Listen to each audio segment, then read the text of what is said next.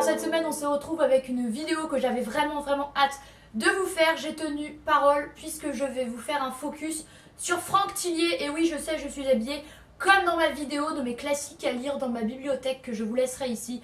J'ai pensé mais j'avais vraiment la flemme de me changer. Alors aujourd'hui je me suis motivée, j'ai écrit sur un carnet tous les résumés des livres de Franck Thillier avec les thèmes qui revenaient, car c'est une vidéo que j'avais vraiment hâte de vous faire, puisque vous n'êtes pas sans le savoir, Franck Thillier c'est un de mes auteurs français préférés, un de mes auteurs de thriller préférés. Honnêtement, je trouve qu'il n'a rien à envier à certains auteurs américains comme Harlan Coben par exemple. Et j'avais très envie de vous faire cette vidéo, car il faut savoir que Thillier a écrit beaucoup de livres, il en a écrit une quinzaine. Je les ai tous lus sauf un. Donc j'attendais aujourd'hui de vous faire cette vidéo, étant donné que j'ai un des livres qui n'est pas le mien, que j'ai toujours en ma possession. Comme ça je vais pouvoir vous montrer un peu tout ça. Donc Franck Thillier, déjà je l'ai découvert il y a 3 ans par ma tante qui m'avait prêté ces livres. Et depuis je les ai quasiment tous lus du coup, sauf Charcot qui est à moi, qui est dans ma bibliothèque, mais que je n'ai pas encore eu le temps de lire. Alors Franck Thillier c'est un homme qui est né à Annecy, qui ensuite a habité dans le Nord, qui habite toujours dans le Nord, et qui avait un travail dans les sciences, il me semble, criminologie, quelque chose comme ça, je vous laisserai ici, je ne sais plus. Et depuis, il écrit des romans, il en sort un par an. Et son tout dernier est le Manuscrit inachevé. C'est un auteur dont je parle très souvent sur ma chaîne, puisque j'essaye de lire ses livres assez régulièrement. Là, du coup, j'arrive au bout, vu qu'il m'en reste qu'un seul et que son prochain sortira en avril-mai prochain à peu près. Donc voilà, je ne les ai pas tous en ma possession car la plupart ce sont ma tante qui me les a prêtés.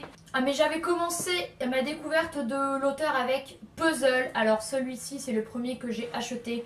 Ce livre-ci explore les thèmes de jeu, de réalité, de fiction, de ce qui est réel, de ce qui ne l'est pas.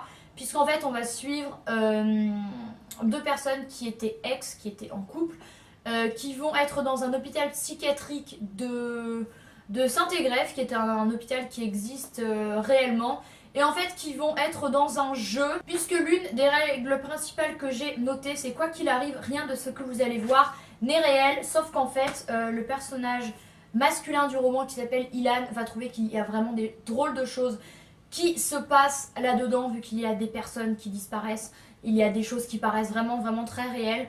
Donc déjà j'ai été plongée pas mal là-dedans, et j'ai vu une vidéo de Margot Liseuse qui disait qu'elle allait également commencer sa découverte de Thillier avec celui-ci, et qu'elle avait vu des avis positifs comme négatifs par le fait de commencer par celui-ci.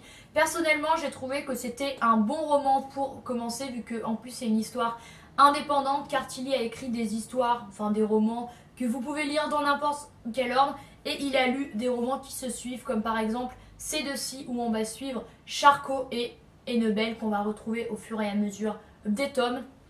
Du coup j'ai trouvé que c'était pas mal de commencer par celui-ci. On est tout de suite plongé dans son univers un peu gore, un peu violent, un peu morbide, un peu lugubre, un peu trash, et surtout avec un mélange de réalité et fiction. Et vous allez le voir, c'est un thème qui revient assez souvent dans ses livres. Ensuite, il y a un autre thème que Thillier aborde souvent, c'est par exemple les épidémies ou les maladies. Alors avec Pandemia, on va suivre une sorte de virus qui a été créé, qui est ni un virus humain ni un virus aviaire, qui est hybride, qui va toucher les policiers du 36 des Orfèvres, et ils doivent éradiquer ce virus. Donc il y a une experte dans le domaine, puisqu'elle travaille à l'Institut Pasteur, qui va être sur le coup. Elle s'appelle Amandine Guérin. Elle-même vit dans un environnement ultra aseptisé, vu que chez elle il y a plein de vitres, des portes qui ferment ultra bien, parce que son mari a un problème avec les virus, il me semble. Il ne peut rien respirer, il doit rester chez lui tout le temps. Donc elle est habituée à être complètement aseptisée, à se laver de façon hyper intense. Donc voilà, puis je crois qu'elle a peur des virus aussi, il me semble. On va également retrouver ce thème dans Deuil de miel, puisqu'on va retrouver un homme qui est complètement malade, qui va vouloir diffuser des maladies via des insectes. Voilà, donc c'est le second tome de la saga Charcot et Enebel. Charcot étant un commissaire de police qui a été gravement heurté par la vie puisque sa femme disparaît dans le tout premier tome qui est Train d'enfer pour Ange Rouge. Il va la retrouver, ensuite il va lui arriver des choses pas cool du tout. Donc voilà, on a ces thèmes-là qui sont assez récurrents. Ensuite, dans son tout dernier roman, Le manuscrit inachevé, dont je vous ai plus parlé dans ma vidéo de mes livres lus en octobre que je vous laisserai ici. On va surtout suivre l'ambivalence de personnalité d'une personne classique mais qui est écrivain, donc un peu une mise en abîme de la personnalité d'un écrivain. Pour le coup c'est hyper intéressant puisqu'en fait le personnage principal s'appelle Léane Morgan aka Enaël Mirror, donc elle a un nom d'emprunt puisqu'elle écrit des thrillers bien gore. On va voir que sa personnalité va évoluer tout au long du récit parce qu'en fait sa fille Sarah a été enlevée il y a 4 ans, elle ne sait toujours pas si elle est vivante ou morte, du coup elle a une personnalité assez sombre qui va se révéler peu à peu. Ça c'est assez exploré dans ce roman, elle va en venir à faire des choses horribles. Et également c'est quelque chose qu'on approfondit dans le livre La forêt des ombres que je vous laisserai ici, que m'avait prêté à ma tante et que je n'ai pas sur moi. C'est un livre en fait où un thanatopracteur, donc aka un embaumeur, un croque-mort quoi, va être recruté par un homme qui s'appelle Arthur Doffre pour écrire un livre parce qu'en fait David, donc ce thanatopracteur, a déjà écrit un livre et Arthur va l'embaucher pour écrire un livre sur un meurtrier qui s'appelle le bourreau 125 il me semble. David va vivre avec Arthur et sa famille à lui, donc David avec sa famille et Arthur. Je vais y arriver dans une cabane au fond des bois et on va voir la personnalité de David qui va évoluer également puisqu'il est dans un environnement très sombre, très glauque pour écrire puisqu'il y a des mouches crevées, des porcs morts pour soi-disant se mettre dans l'ambiance pour bien écrire quelque chose de bien dégueu. Donc là on va suivre beaucoup ce thème là qui est l'écrivain et l'ambivalence.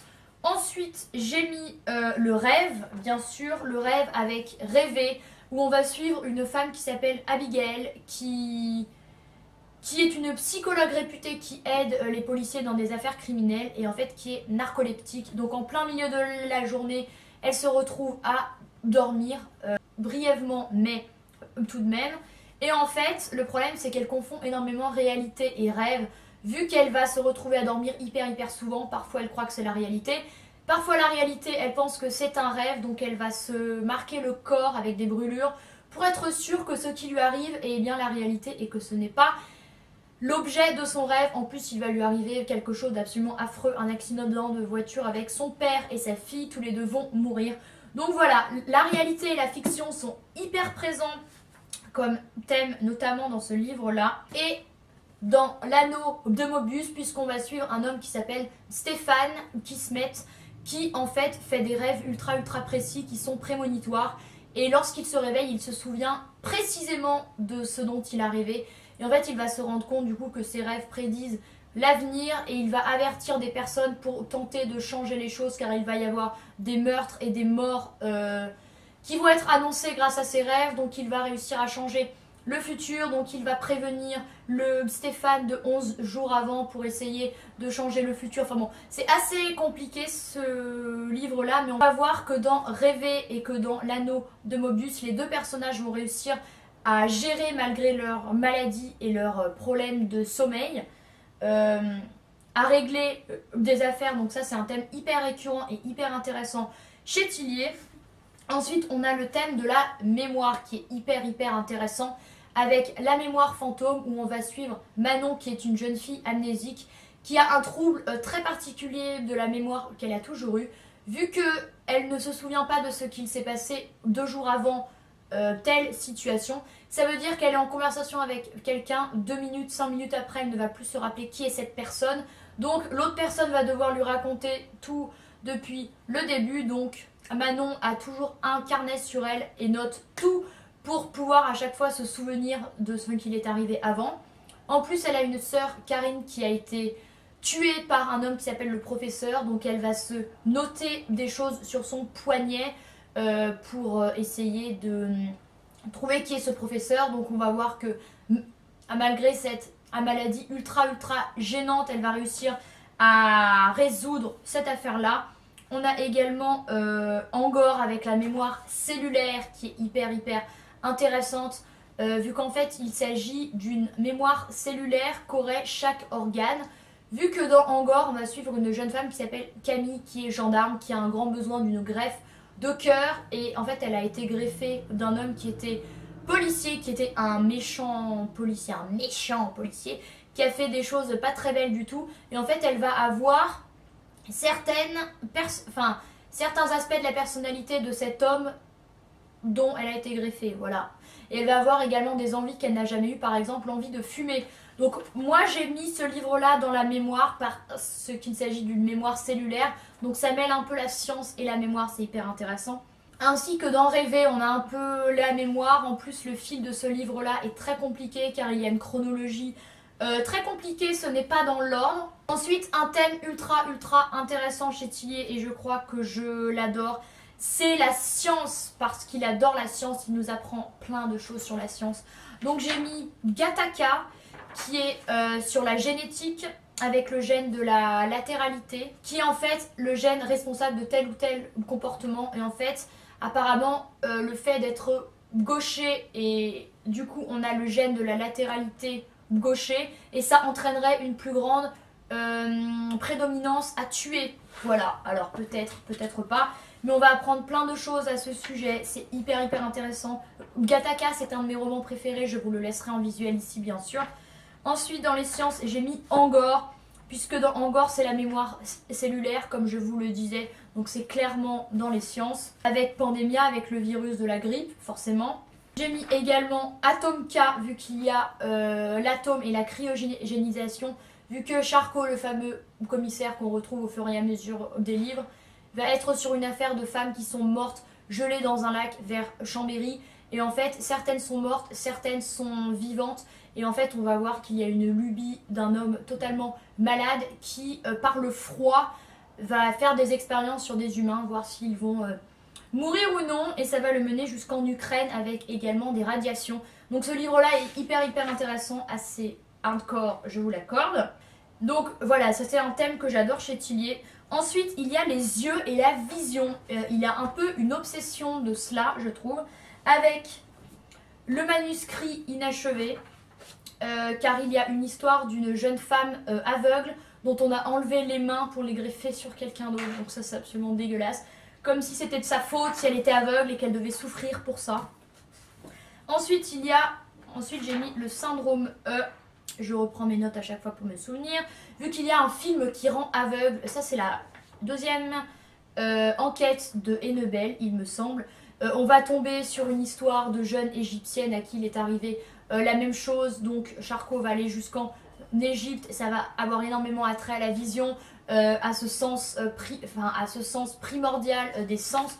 Moi je trouve que le sens de la vision est un des plus importants. J'ai également mis La Chambre des Morts, vu qu'il y a une petite fille qui va être séquestrée et qu'elle est aveugle. Ce livre est horrible, on se demande pourquoi il s'en prend autant à ces jeunes personnes-là. Ensuite, j'ai mis la complexité humaine, énormément. Avec Puzzle, Ilan qui est quand même un peu frappé pour jouer à ce jeu dont il va mélanger réalité et fiction. J'ai mis Vertige. Alors Vertige, ce sont 3 hommes qui vont se retrouver enchaînés dans une grotte, ils ne savent pas du tout où ils sont. Il y a l'un des 3 qui va porter un masque en fer, ils ne savent pas du tout comment ils sont arrivés là. En fait, il va y avoir une lettre dans cette grotte où il va y avoir écrit « L'un de vous est un tueur, l'un de vous est un menteur, l'un de vous est un voleur ». Donc ils vont se suspecter tous les 3. Il va y avoir un suspense de ouf pour savoir si l'un des 3 est responsable de leur situation ici. C'est hyper intéressant, mais alors d'un sombre, je vous raconte pas. Avec Fracture, je ne vous ai pas parlé de celui-ci. Avec Alice qui est une jeune fille qui est traumatisée, son père était très violent avec elle et en fait elle va développer des troubles psychiatriques et elle va avoir plusieurs personnalités en une et parfois lorsqu'elle est apeurée, lorsqu'elle a peur, il va y avoir cette personnalité, ce petit Nicolas, elle va adopter d'autres personnalités également qui vont ressurgir pour en fait se protéger du trauma qu'elle a vécu. Il va y avoir souvent des blackouts, ça c'est hyper intéressant. Et j'ai mis également La Forêt des Ombres, oui, parce que David, notre écrivain qui écrit pour ce mec totalement fou, va changer un peu, voilà. Et ça ne va plus être l'homme qu'il était. Et même pour Charcot et Enebel, c'est quelque chose qu'on suit énormément, du coup, qui sont les personnages principaux, par exemple, dans Pandemia ou dans Charcot, que je n'ai pas lu. Et voilà, parce qu'il va y avoir une évolution forcément au fur et à mesure des livres, qui est super super intéressante. Ensuite, j'ai mis comme thème récurrent, et on arrive à la fin, le thème des trafics. Alors Tillier est dans le gore total tout le temps. Il aime bien parler de trafic. Donc par exemple dans Angor, on a un trafic sous le régime franquiste. Ce livre est absolument passionnant. Donc c'est le livre où il y a Camille qui va être greffée du cœur. Pendant ce temps, Charcot et Enebel vont aller jusqu'en Espagne. Non, c'est d'ailleurs Camille qui va aller là-bas. Où elle va découvrir qu'en fait, pendant le régime franquiste, et c'est vrai, donc on apprend cet aspect-là de l'histoire que j'ignorais complètement, il y avait des enfants qui étaient enlevés à des jeunes femmes qui étaient enceintes, qui étaient trop jeunes pour avoir des enfants, à qui on faisait croire que l'enfant était mort, et on le revendait à des familles qui ne pouvaient pas avoir d'enfants. Et il y a eu 30 000 enfants comme ça, il me semble, qui ont été qui ont été adoptés alors que leurs parents étaient vivants. Et c'est un des plus gros trafics de l'histoire de l'humanité. Et il y a une banque de gènes, de génétique à Madrid qui a été créée pour en fait tous les enfants qui pensent qu'ils ont été adoptés et pour toutes les mamans qui pensent que leur enfant leur a été enlevé. Et parfois il y a match. Et donc un enfant peut retrouver sa mère biologique et c'est absolument incroyable. Et c'est ultra émouvant et très très dur de se dire que pendant qu'il n'y a même pas 100 ans, il y a eu ça dans l'histoire du monde.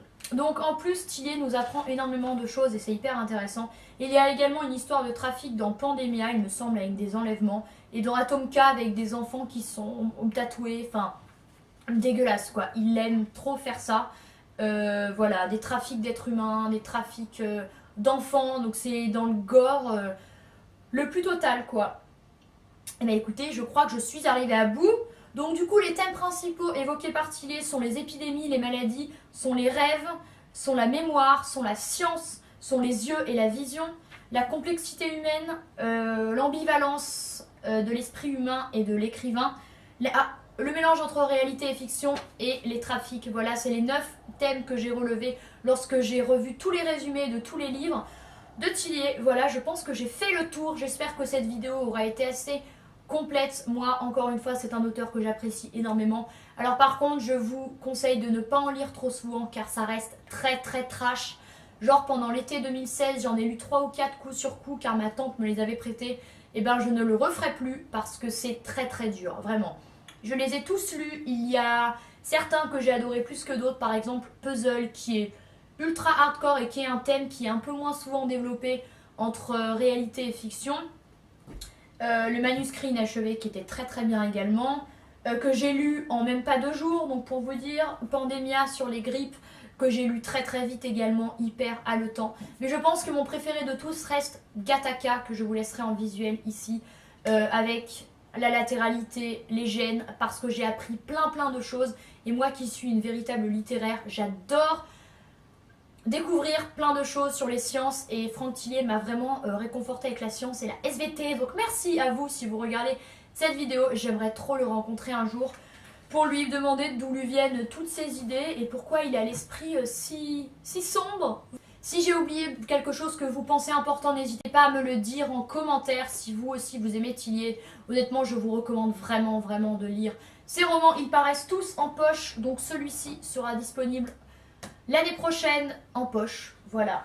J'espère que cette vidéo vous a plu. N'hésitez pas à lui mettre un pouce en l'air si c'était le cas. Je vous laisse toutes mes autres vidéos focus sur, vu que j'en ai fait une sur Laura Kazichke, qui est une autrice américaine qui écrit des choses assez sombres également, sur Haruki Murakami, qui est l'écrivain japonais le plus contemporain et le plus connu de notre génération, ainsi que Lorraine Westberger, qui a écrit Le diable s'habille en Prada.